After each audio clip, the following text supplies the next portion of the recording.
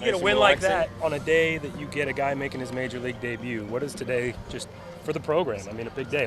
Yeah, good call on that. Did Cole win? He won. Awesome. Good for him and better for us, quite frankly. He'll have more days. What a game. Still kind of motors running pretty good, and obviously we walked everybody to get to Adley there and with the bases loaded in the eighth, and so it could be really exciting for everybody. And that's what it looks like.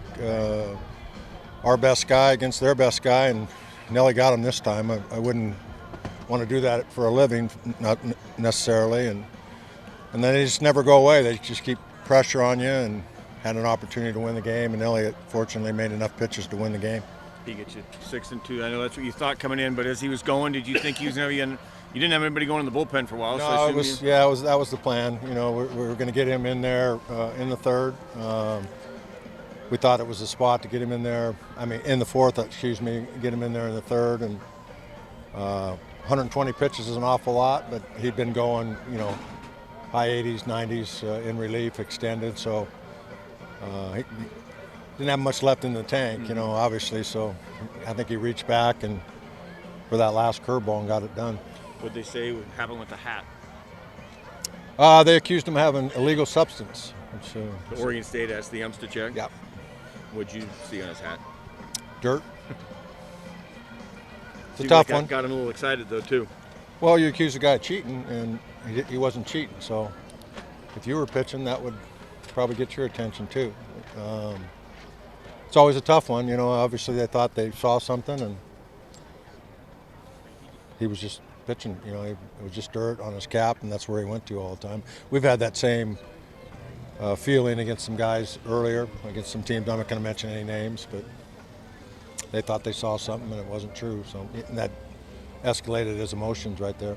Nelly today, I mean, that's the role you envision. I mean, you've been talking about, hey, if we can get him in the third and have him, you know, out of that's why you've had him in the bullpen was for a situation like this. Yeah, you know, you don't, with a closer like that and an arm like that, you hope that he has several opportunities to be a factor in the weekend series.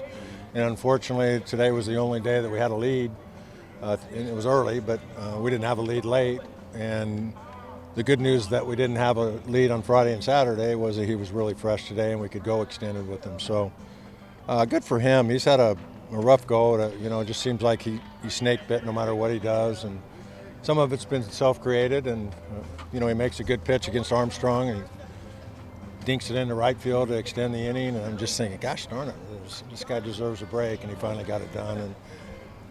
And couldn't be a tougher team to get it done against. So good for Nelly. Maybe he can, as we finish this thing, maybe he can have quieter saves and successful outings instead of the bumps he's had the entire year. Injury and then some things have gone sideways on him.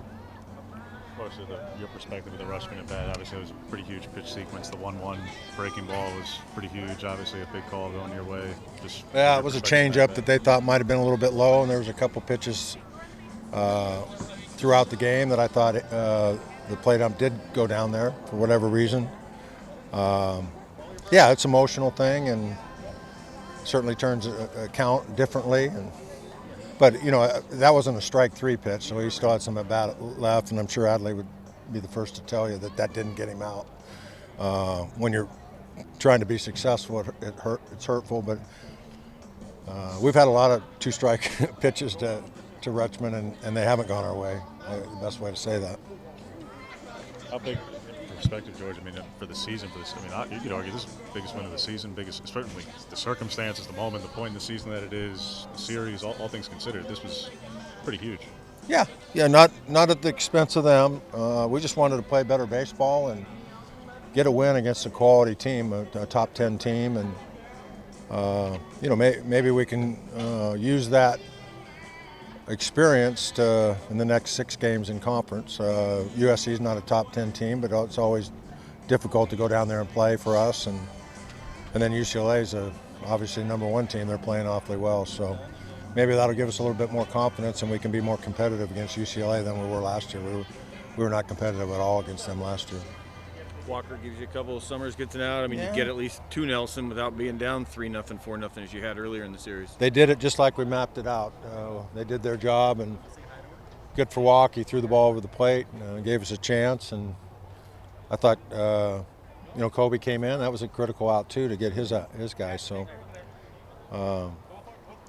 yeah, it was good teamwork on the mound, and we haven't had a whole lot of that where it's been pass the baton from one to the other, and that's when we. The frustrating thing for me is we kind of disappeared offensively. We weren't executing. We did some, what I think are not so smart stuff, and kind of left them in the game, trying to get separated and make it a little bit easier for our guys. And today the pitchers picked us up, and that's what good teams do. The pitchers pick up the hitters, and the hitters pick up the pitchers sometimes. And if you have to score 7 or 8 runs to win in this conference, you're not going to be successful that way. So easier said than done to pitch well in this conference as well. There's some good offensive players and offensive teams. Steer went 7 for 11 this series.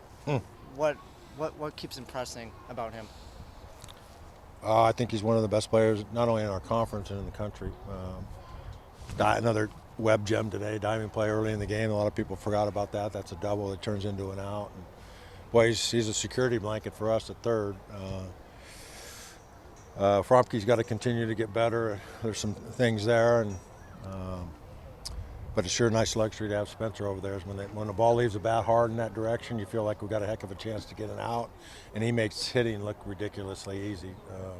I wish it would catch on to some guys, but he's a great player, and just another great weekend for him. You mentioned the struggles offensively at different points today. Which one sticks in your craw most? There was the strike him out, throw him out. There was the running. Well, I don't know if it was a double steal or a steal that got hung up, and then.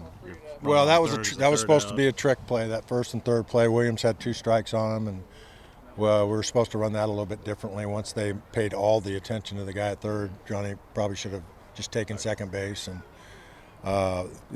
you nailed it. The one that really got away from Fromke is the guy throw 5 balls in a row, he bunts ball 6, then he gets 3 and 2, and you start the runner, and it's got to be a strike, and he swings at a ball that bounces. So he got lost in the emotion of that, and that I blame myself and the coaching staff. If we don't prepare guys better for that spot, then it's on my shoulders too. So his lack of playing time, or